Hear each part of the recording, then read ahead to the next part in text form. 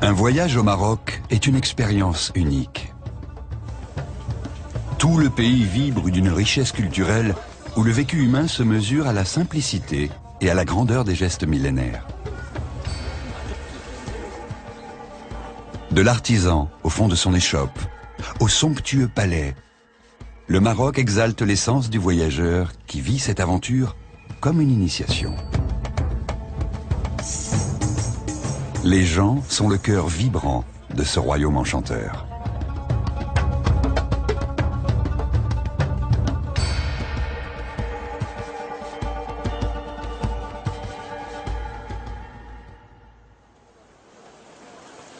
Rabat, capitale politique, a conservé un air paisible du haut de sa citadelle, dans la vieille ville, à l'abri de ses épais remparts. Point de vue imprenable pour regarder le va-et-vient des pêcheurs au rythme des marées. Aujourd'hui, ces paysages tranquilles où chaque petite scène de vie est un régal pour l'œil font presque oublier un passé plus mouvementé. À partir du XVe siècle, la côte fut explorée par les grandes puissances européennes et des pirates qui l'ont hérissée de fortifications. À quelques encablures, séparée par un estuaire, la ville de Salé, grande rivale de Rabat, était un repère de pirates.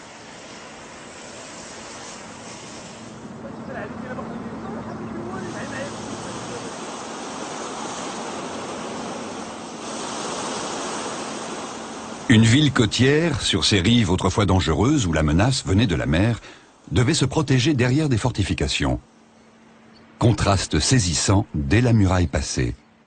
L'austérité guerrière laisse place à l'enchantement des ruelles étroites et des façades blanches et bleues.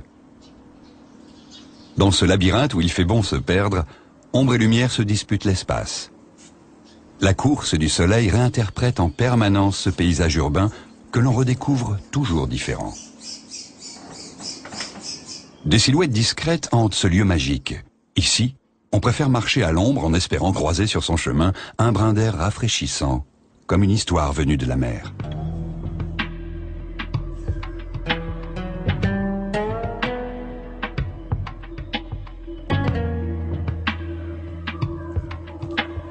L'art et la guerre font parfois bon ménage, comme sur la porte des Oudayas, construite au XIIe siècle, en pierre de taille d'un ocre rouge.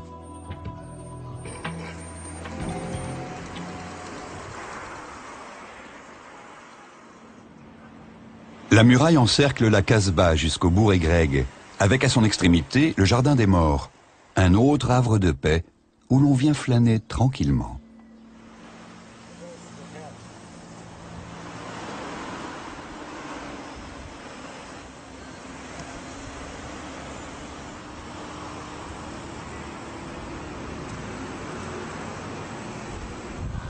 Changement de rythme aux abords du palais royal, où l'on replonge dans la vie animée d'une capitale. Mais il est facile, quelques rues plus loin, de retrouver une atmosphère paisible et poursuivre notre quête d'un pays plein de charme. La Médina est le centre de la ville, son point d'ancrage, son origine. Le mot Médina signifie ville en arabe. Centre commercial, c'est également un lieu de vie où l'on peut venir simplement boire un thé ou se restaurer.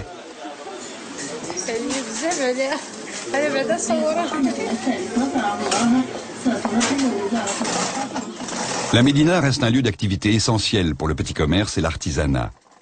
On trouve beaucoup d'échoppes spécialisées dans les tapis et le cuir.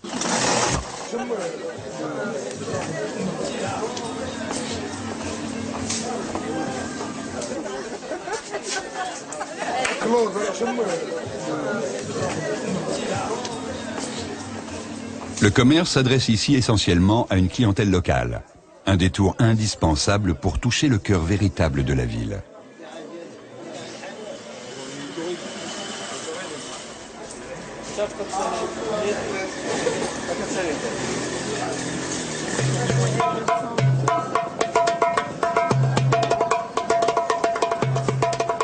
Rabat, ville royale, rend hommage à ses souverains dans une impressionnante et fastueuse nécropole protégée par la cavalerie royale.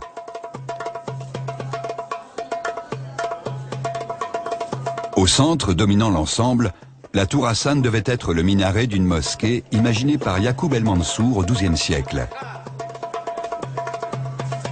Ce rêve de grandeur fut abandonné à la mort du souverain. Restent aujourd'hui ces alignements géométriques au pied d'une tour inachevée.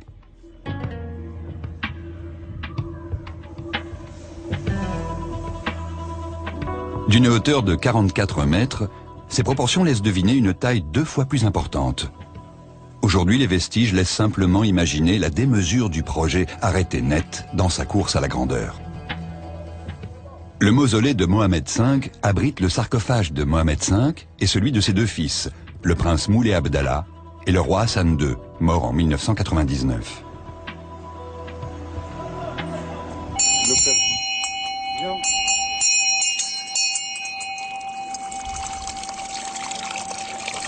voir. Bismillah. Okay.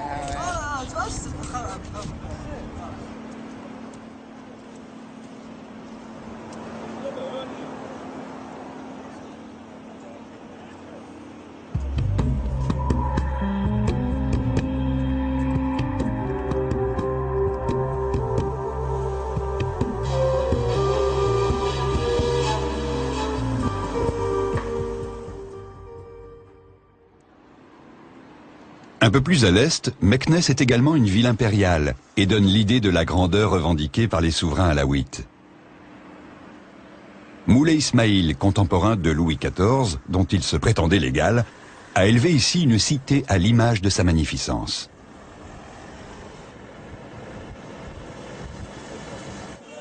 À la nuit tombée, quand la ville s'illumine, on goûte à ce décor enchanté, bercé par les appels à la prière provenant de la grande mosquée.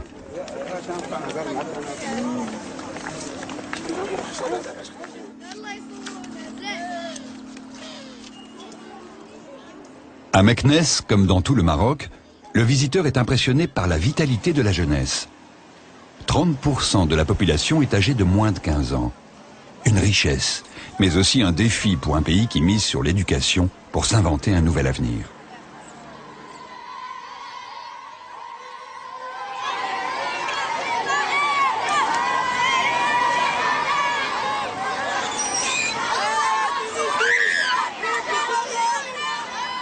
Le Maroc demeure un pays où les activités traditionnelles font vivre une partie importante de la population. Héritage somptueux, incroyable décor, même au cœur des villes, les traditions rythment le quotidien. Cet équilibre subtil entre tradition et religion donne un sens divin aux gestes, aux attitudes de tous les jours. Le Maroc se cherche aujourd'hui un avenir pour intégrer l'évolution du monde, tout en respectant son histoire et son identité profonde. Les portes marquent clairement les limites de la ville. Finement décorée, Bab el Mansour est considérée comme la plus belle du Maroc.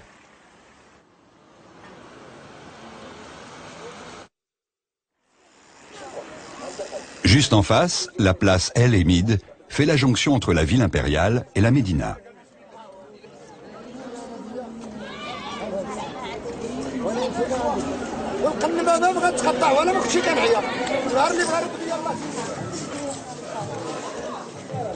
La Médina de Meknès nous fait pénétrer dans un monde de couleurs, de sons et de parfums.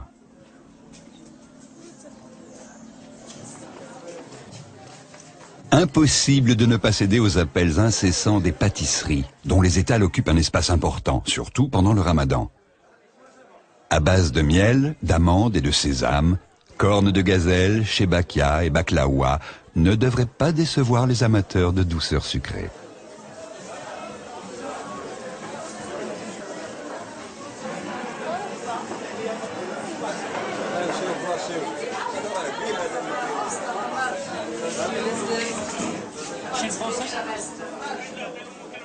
Le souk de la Médina est une invitation pour les gourmets.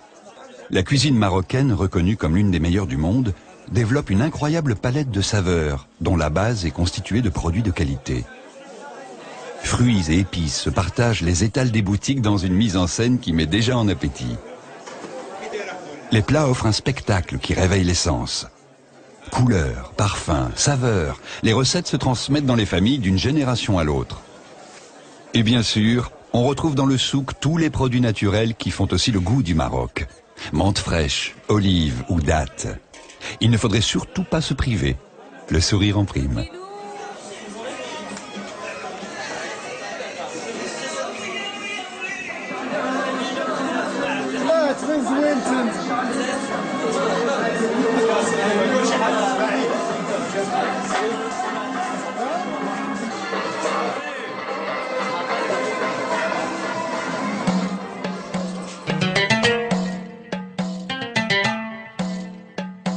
La Médina offre également de somptueux décors, comme cet ancien fondouk aux ornementations incroyablement travaillées. Il abrite aujourd'hui un marchand qui utilise la beauté des lieux pour mettre en valeur ses tapis.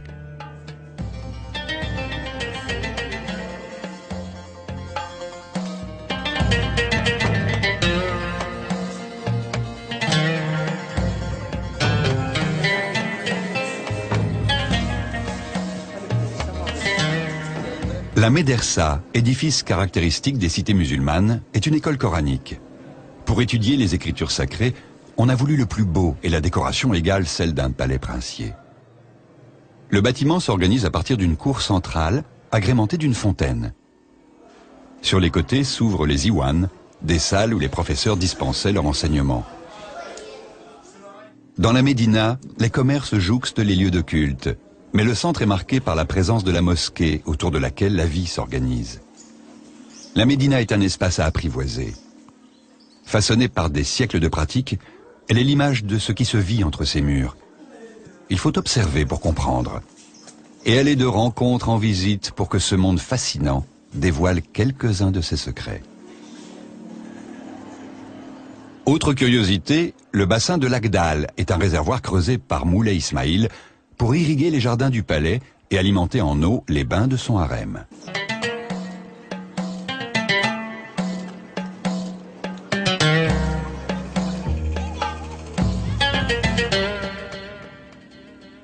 Les environs de Meknès offrent un itinéraire incroyable pour ceux qui cherchent à en savoir un peu plus sur l'histoire du Maroc. Ce village, accroché comme un nid d'aigle sur un éperon rocheux, porte le nom du fondateur de la première dynastie arabe ayant régné au Maroc, Moulay Idriss. D'ici, on domine l'Oued Kouman et le plateau de Volubilis. Cet endroit témoigne des civilisations qui se sont succédées. Au cours des différentes époques, des hommes ont profondément marqué le paysage de leurs empreintes. En 40 après Jésus-Christ, les Romains bâtissent Volubilis pour contrôler cette région du nord de l'Afrique. Volubilis fut ensuite peuplé par les Grecs et les Berbères. Pour se rendre compte du métissage des cultures, direction Fès. Gardienne des vestiges de la civilisation arabo-andalouse, Fès est l'une des plus prestigieuses cités de l'islam. La vallée semble trop étroite pour accueillir une telle profusion de palais, de maisons et de mosquées savamment imbriquées.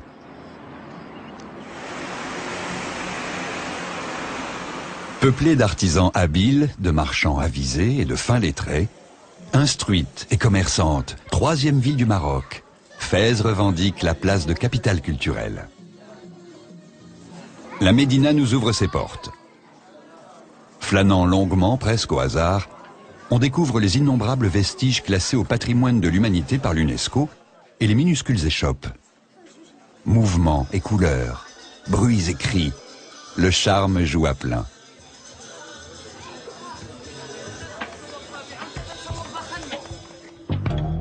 Au détour d'une rue, le palais Glaoui cache son jeu derrière des murs gris et anonymes. Récupéré par le pacha de Marrakech, il est aujourd'hui à l'abandon, délaissé par ses propriétaires qui n'ont pas les moyens d'entreprendre une restauration urgente.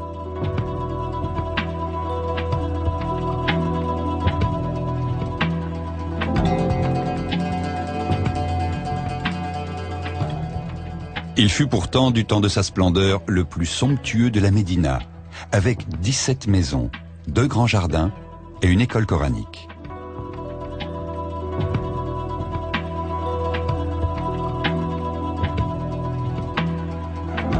Seuls les chats et un gardien passionné vivent dans ces lieux hors du temps. Abdou Boukar est artiste. Avec ses faibles moyens, il essaie de préserver la mémoire des lieux des ravages du temps. Abdou est né dans ces murs. Son grand-père occupait la charge d'intendant au service du pacha de Marrakech. La cuisine à l'abandon témoigne des fastes d'une époque révolue.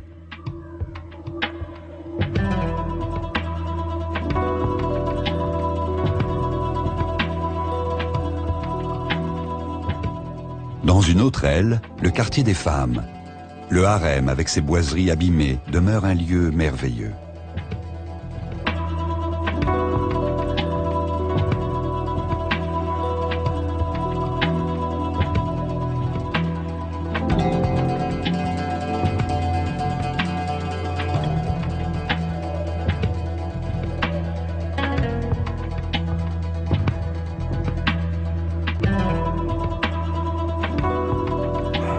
Dernier regard sur cet endroit magique, en espérant qu'un mécène s'y intéresse prochainement pour faire revivre l'histoire oubliée et la beauté passée.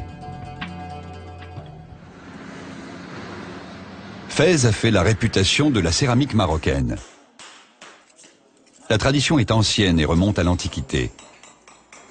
Mais la venue des maîtres andalous au XIXe siècle a permis à cet artisanat d'acquérir ses lettres de noblesse.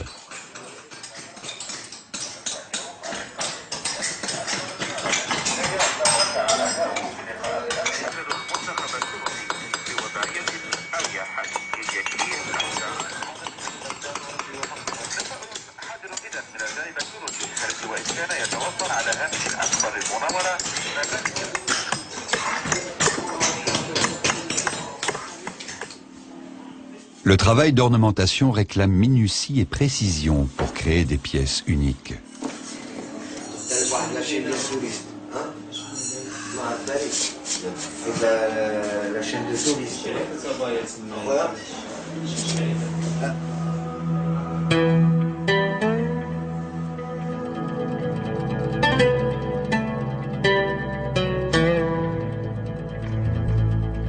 La médina de Fès apparaît comme un conservatoire des métiers traditionnels, dont certains subsistent on ne sait par quel miracle. En remontant le chemin pris par les ânes chargés de peau, on tombe sur le quartier des tanneurs. Généralement, cette activité bruyante, malodorante et polluante s'organise à l'extérieur de la ville. Mais la position de la rivière contraint ici les tanneurs à exercer presque en centre-ville. Le travail pénible se déroule dans une puanteur obsédante. Chacun ici a une fonction bien précise du nettoyage de la peau à la coloration du cuir. Le tannage est l'art de la transformation de la peau d'un animal en une matière noble et stabilisée, le cuir. Les peaux sont baignées dans des bains de chaux pour se débarrasser de tout élément organique. Après 3 semaines de macération, elles sont rincées à grande eau pour être à nouveau travaillées. Les peaux sont ensuite plongées dans une solution tannique composée d'extrait d'écorce, dans des foulons. Ces alignements de cuve ont généralement plusieurs siècles et les méthodes de fabrication ont peu évolué.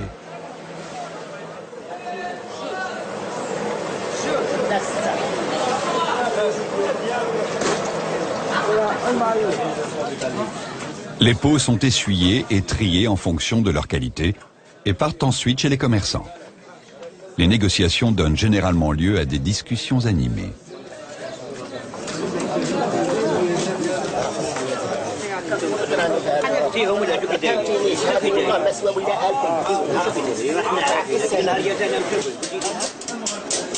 Comme toutes les médinas, celle de Fès s'organise en fonction des différents corps de métier. Le bruit est un bon indice, et le martèlement du métal indique que l'on est place SC Farine, autour de laquelle se trouvent les ateliers des dinandiers.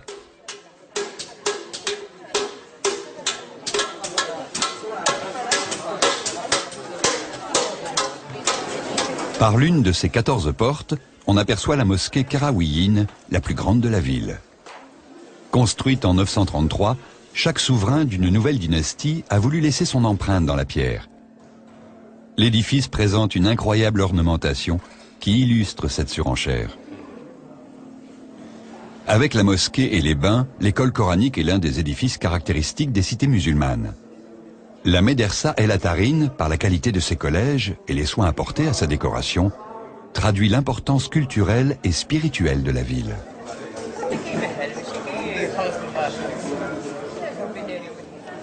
Sur la place de la fontaine Nedjarine, les artisans rivalisent de talent aux portes d'un autre bâtiment superbe.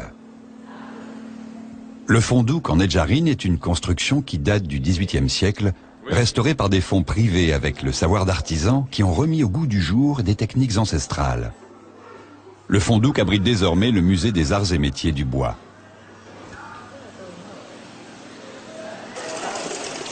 L'inventaire des trésors de la Médina prendrait des jours. C'est souvent au hasard d'une promenade que l'on déniche ce palais du XIVe siècle, transformé en restaurant à la décoration raffinée.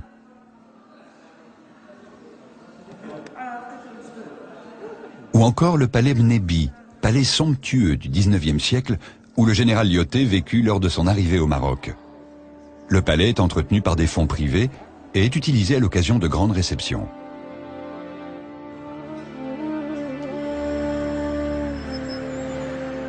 Difficile d'épuiser les attraits de cette ville tant elle offre de trésors.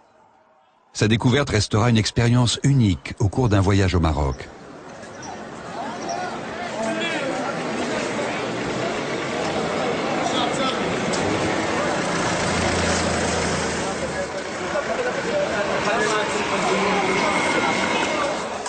La conservation du patrimoine architectural apparaît comme une tâche immense, l'enjeu étant de préserver aussi le cadre de vie des 150 000 habitants de la Médina, afin de ne pas transformer une culture vivante en ville-musée.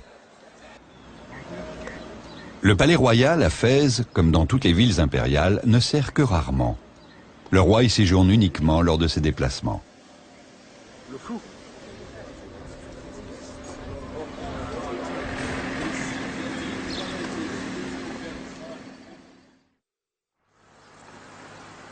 Cap au sud. Après la traversée du Moyen Atlas, le décor change radicalement. Les gorges du Todra sont une bonne introduction à l'atmosphère plus mystérieuse du Grand Sud.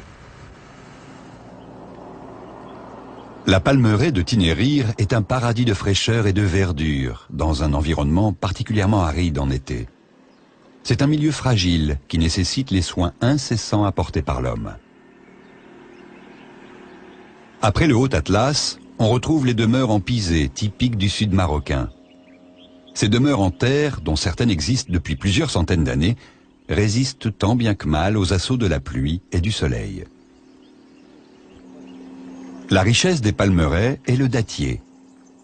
Il produit généralement entre 30 et 100 kg de dattes en fonction de sa taille. Les racines sont immenses et absorbent quotidiennement de 300 à 700 litres d'eau. Ramassées puis triées au pied de l'arbre, les dattes sont plus ou moins charnues et sucrées, selon l'espèce. Certaines sont ensuite directement séchées sur le toit des habitations. La Palmeraie abrite aussi des arbres fruitiers et des petits champs de culture maraîchère, des céréales et du fourrage, qui permettent aux habitants une relative autonomie pour se nourrir.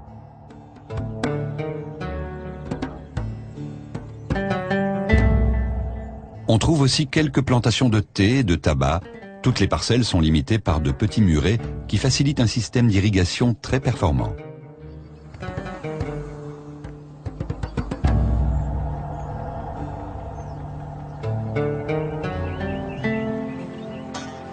Contrairement à d'autres palmeraies, celle de Tinnérir est relativement saine.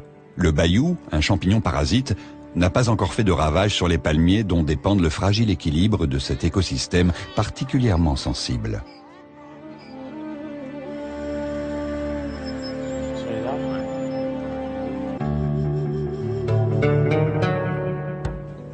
Ibrahim connaît par cœur les chemins qui mènent de la Palmeraie à la vieille ville. Il nous ouvre les portes d'un monde secret et paisible.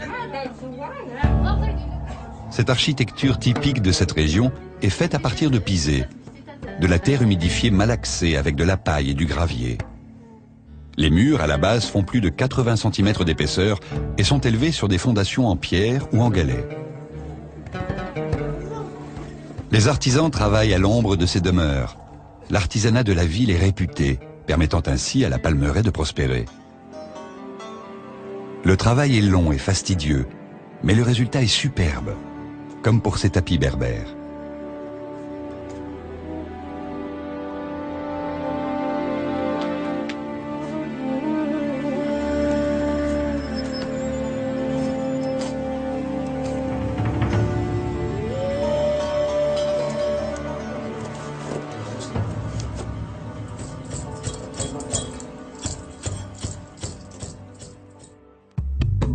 Les portes du Grand Sud s'ouvrent sur la route qui mène à Ouarzazate, la porte du désert. En été, la température dépasse les 40 degrés.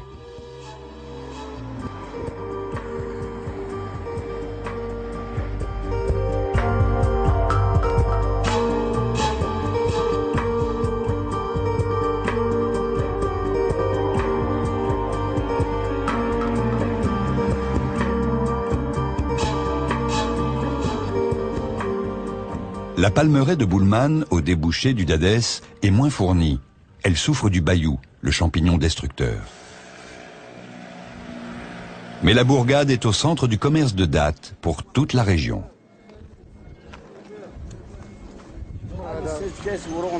Au marché, les agriculteurs négocient leurs produits. Les dattes sont importantes dans l'alimentation au Maroc. C'est également dans ces villages un signe de bienvenue, au même titre qu'un verre de lait ou une tasse de thé à l'attention du voyageur ou de l'ami.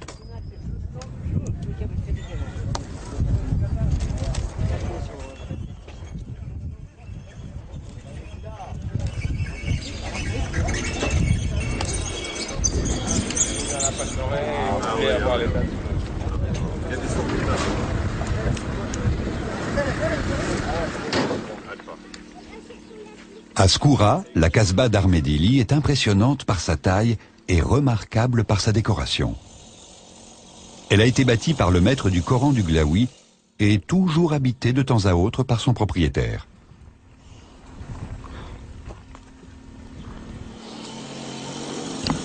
Ouarzazate, un nom mythique avant les vastes étendues sahariennes. La ville met aujourd'hui en avant ses décors exceptionnels pour le tournage de films.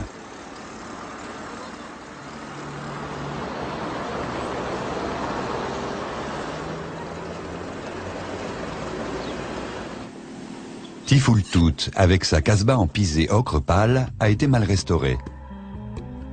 Elle doit sa renommée pour avoir servi de décor pour le film Laurence d'Arabie. À Aïd Benadou, le nouveau village est installé de l'autre côté de l'Oued, que l'on traverse à sec pour se rendre vers le Ksar, où demeurent encore quelques familles. Le Ksar de Aïd Benadou est le plus impressionnant du Maroc, avec des habitations serrées à l'abri d'un rempart aveugle. Là-haut, dans l'Atlas, les orages éclatent et en l'espace de quelques instants, l'Oued encore sec, quelques minutes auparavant, se met à gonfler de manière impressionnante.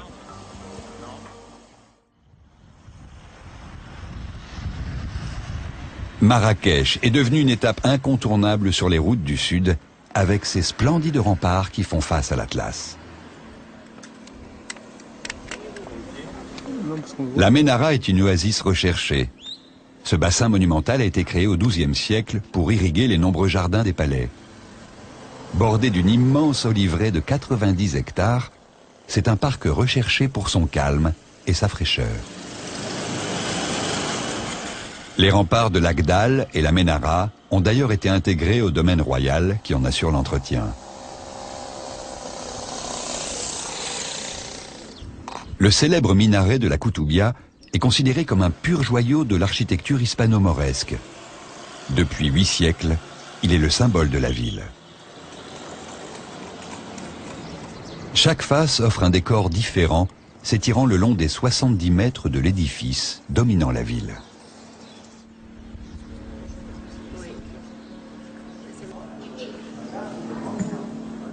Les jardins des tombeaux saadiens sont une oasis de calme dans le tumulte de la Médina.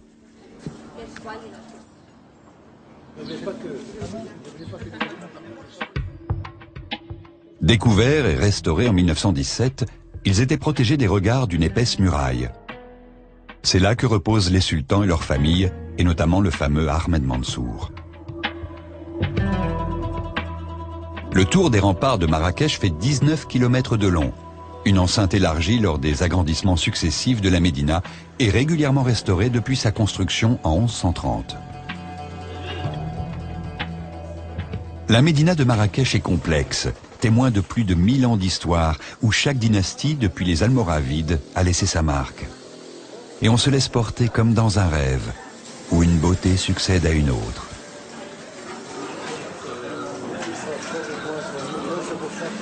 La Médina comporte aussi plusieurs mosquées, comme la mosquée El Mouassine, qui date du XIIe siècle.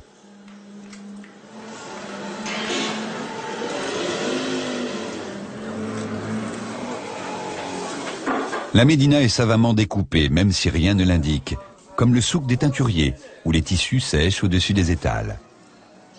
Les artisans travaillent sur place, une activité florissante grâce à l'expansion du tourisme. Le travail des couleurs sur les étoffes est harassant, surtout en période de forte chaleur. Chaque jour, on se consacre à une teinte différente, faite à partir de pigments naturels.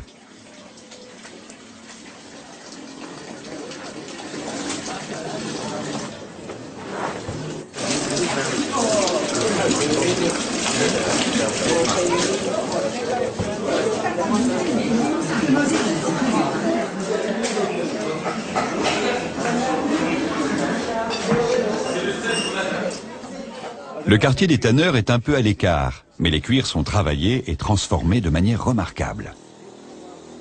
Au milieu des échoppes de babouches, des silhouettes se glissent pour se rendre par des portes discrètes aux différentes mosquées de la Médina.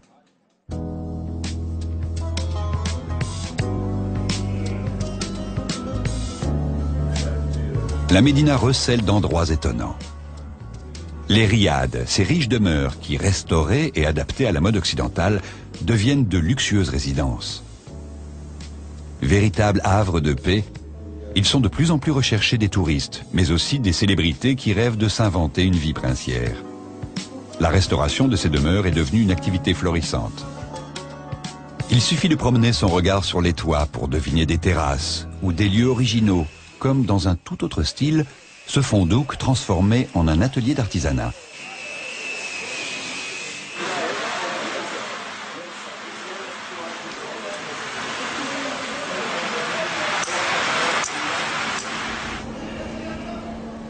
Les riads donnent lieu à des aménagements luxueux, comme le sultanat, transformé en hôtel 5 étoiles. Un endroit forcément sublime de tradition, de calme, de luxe, en plein cœur de la Médina.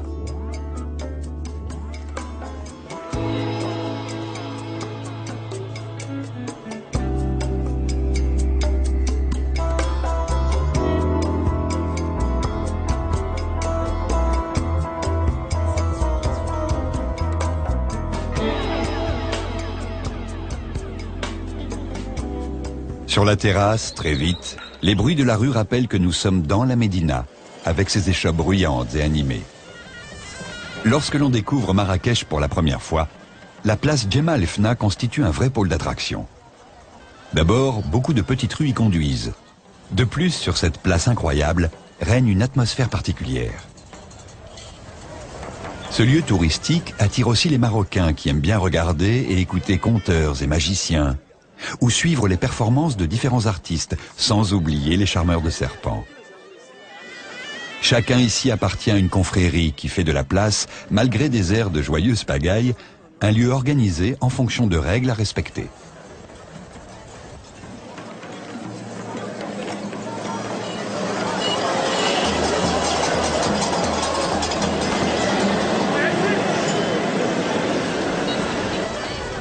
À la fin de la journée commencent les préparatifs du ftor, le premier repas qui rompt le jeûne pendant le ramadan.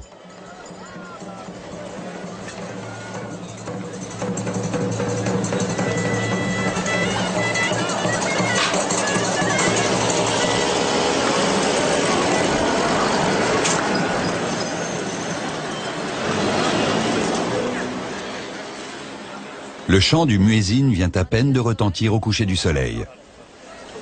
Les restaurants en plein air sont pris d'assaut. Les musulmans viennent prendre leur premier repas. En général, ce déjeuner débute avec la harira, une riche soupe à base de lentilles et de pois chiches, accompagnée de begrir, des crêpes en nid d'abeille servies avec du beurre fondu et du miel. Et nul besoin de grands fourneaux pour profiter de savoureux tagines.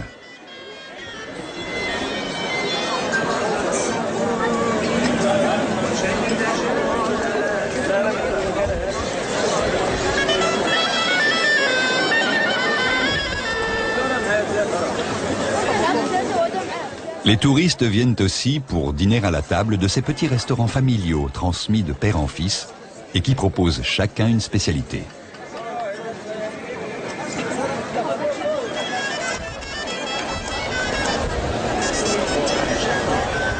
Bien entendu, le thé à la menthe est un incontournable, pendant ou à la fin du repas.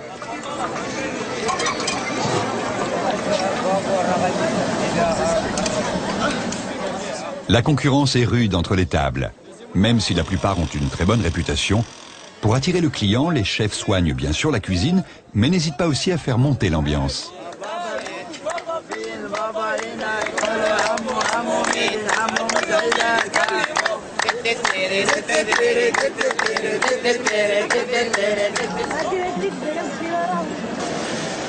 L'animation de la place ne s'estompera que tard dans la nuit.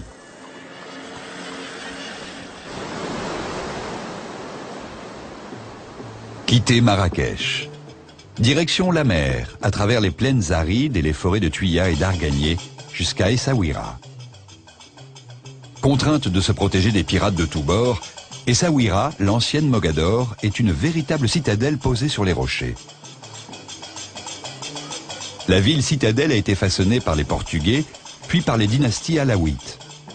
La scala du port est impressionnante, avec une batterie de canons fabriqués en Espagne. La ville est parsemée de pièces d'artillerie, témoins de son histoire tumultueuse. Mais aujourd'hui, la ville évolue à un tout autre rythme, le long des remparts où les familles prennent tranquillement le soleil, en surveillant du coin de l'œil les devoirs des enfants.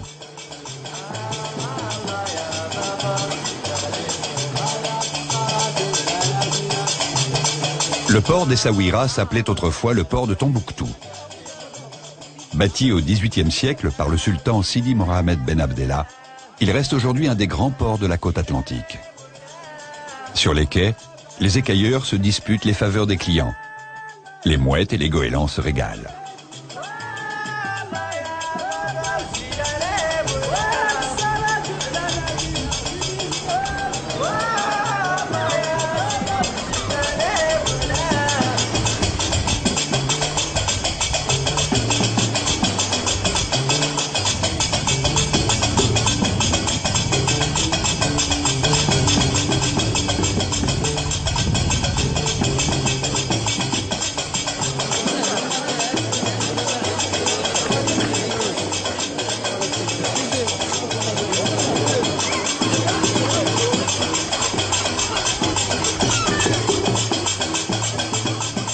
Certains ont comparé Essaouira à Saint-Malo, la cité corsaire française. On y retrouve en effet un patrimoine historique comparable. Mais de l'autre côté des remparts, la ville s'étend à travers de longues rues dans la Médina ou le Mela, l'ancien quartier juif aujourd'hui délaissé par les familles d'origine. Malgré leur apparente solidité, les remparts sont aussi l'objet de toutes les attentions. Essaouira est aussi une cité d'artistes et d'artisans. La ville s'organise autour de ces rues rectilignes, à angle droit, coupées par des portes qui ont notamment pour fonction de briser les alizés qui soufflent régulièrement sur la citadelle. Fidèles à une tradition locale, les Gnawa, descendants d'anciens esclaves, sont réputés pour leur musique de trance. C'est une musique qui raconte l'histoire des esclaves. Alors, c'est ça la musique Gnawa. L'histoire, c'est les Noirs qui rentrent au Maroc des années longtemps. C'est une musique de la trance, c'est spirituel, qui raconte des histoires des esclaves. Appréciée par des musiciens comme Jimi Hendrix ou Robert Plant, la musique Gnawa est restée vivante. Et chaque année, Essaouira accueille un festival de musique du monde.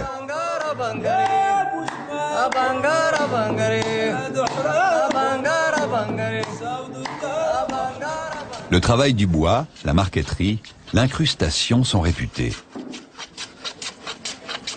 Les artisans travaillent le tuya et l'argousier qui parfument délicatement les ateliers. Les tables souiri en tuya sont très recherchées. Incrustées de nacre et de fil d'argent, elles nécessitent un long travail. La place Moulay Hassan est entourée de rues animées qui finissent par déboucher sur la mer. Porté par un climat tempéré tout au long de l'année, on prend le temps de vivre et de flâner face à la mer, d'autant plus facilement que la ville n'est pas encore envahie par le tourisme.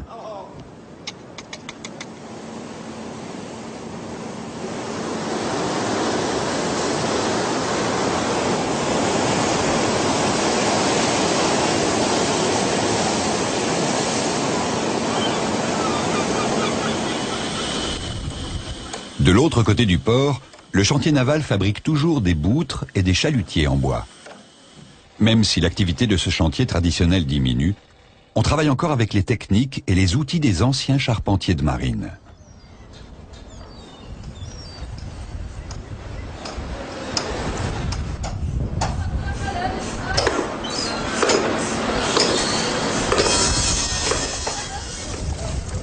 Pendant de nombreuses années, le port d'Essaouira a été le premier port sardinier du monde.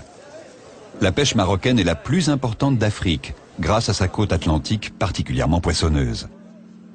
Les volumes de pêche ont quasiment doublé depuis 1983, et la sardine est devenue une véritable industrie avec des perspectives économiques importantes.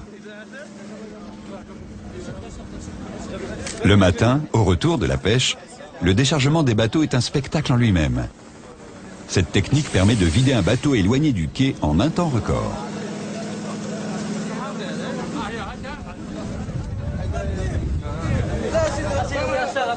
La pêche va partir ensuite chez les grossistes et dans les conserveries pour être mise en boîte.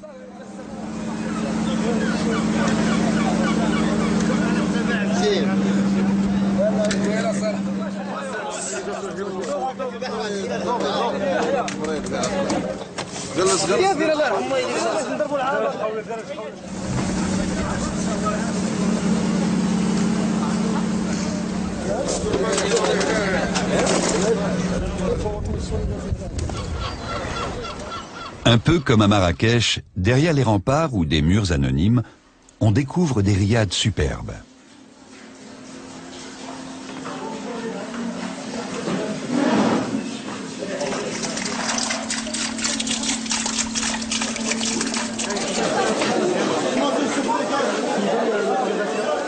Plus bas, dans la ville, le poisson est toujours présent.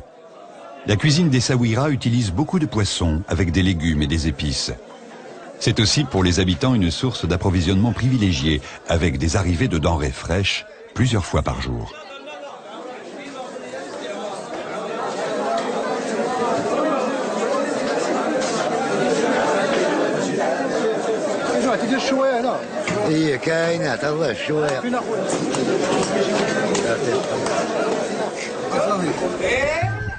Autour des plages, les brises régulières et les vagues attirent depuis plusieurs années les fondus de kite et de windsurf.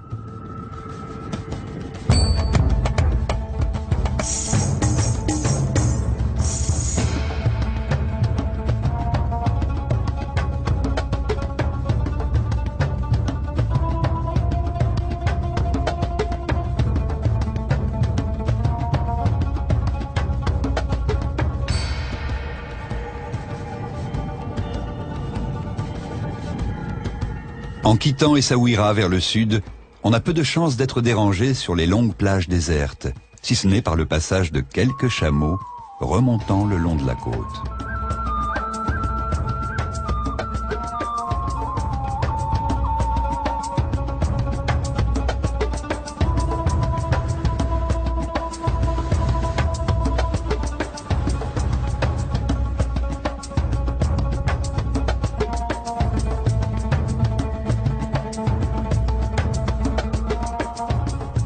À Imsouane, les falaises ont pris le relais des plages, mais la mer offre des vagues magnifiques pour les rares surfeurs qui connaissent cette droite interminable.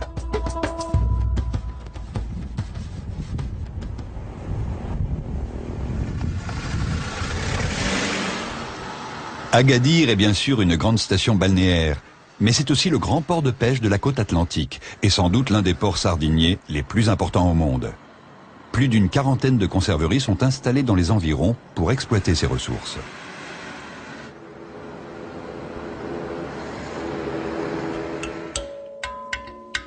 En quittant Agadir vers le sud, au fond de Petit Oued se nichent des bananeraies, des oasis de fraîcheur dans une zone plutôt désertique. La région d'Agadir fournit 60% de la production de bananes du Maroc.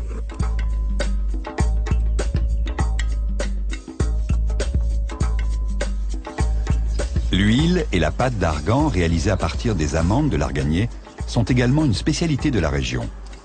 On en fait une pâte et une huile très recherchée pour son goût, mais aussi pour ses différentes vertus.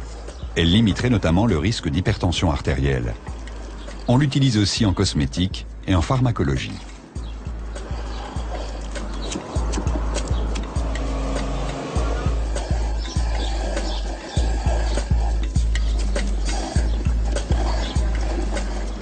En poursuivant la route vers le sud, Tiznit est connue surtout pour son artisanat berbère. La ville est relativement récente. Les remparts datent du 19e siècle.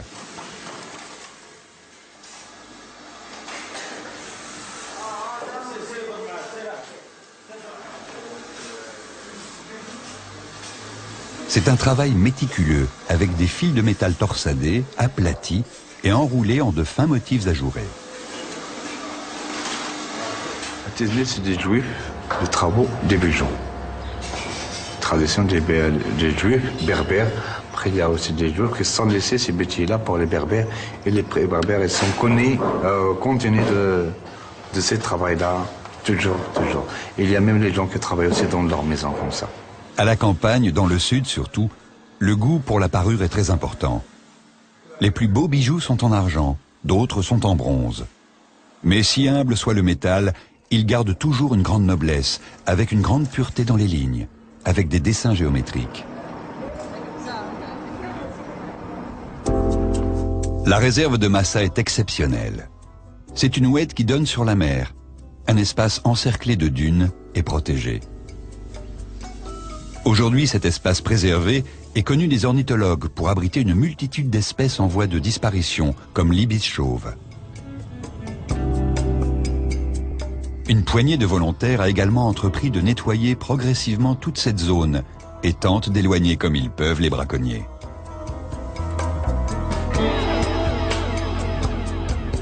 L'oued Massa n'est qu'une partie d'un parc de 13 hectares où les colonies de spatules blanches se disputent le territoire avec les flamants roses.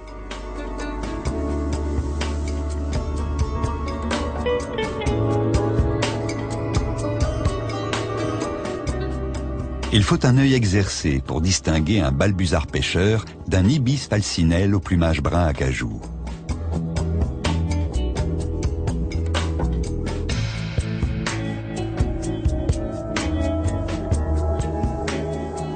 Les grues cendrées sont déjà arrivées en nombre d'Europe pour passer un hiver douillet.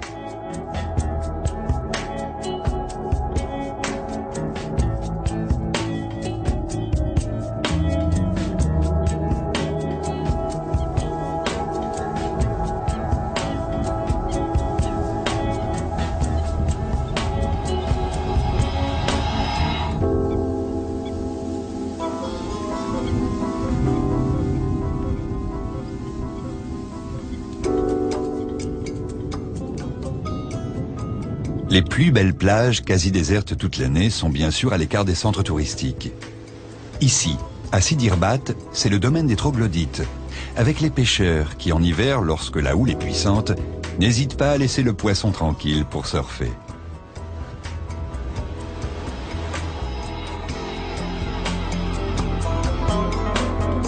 La saison vient de s'achever et les barques retournées livrent leurs coques bleues à la chaleur du soleil, devant les habitations troglodytes. Les pêcheurs de cette plage aiment par-dessus tout le poulpe, qu'ils traquent sans relâche entre les rochers.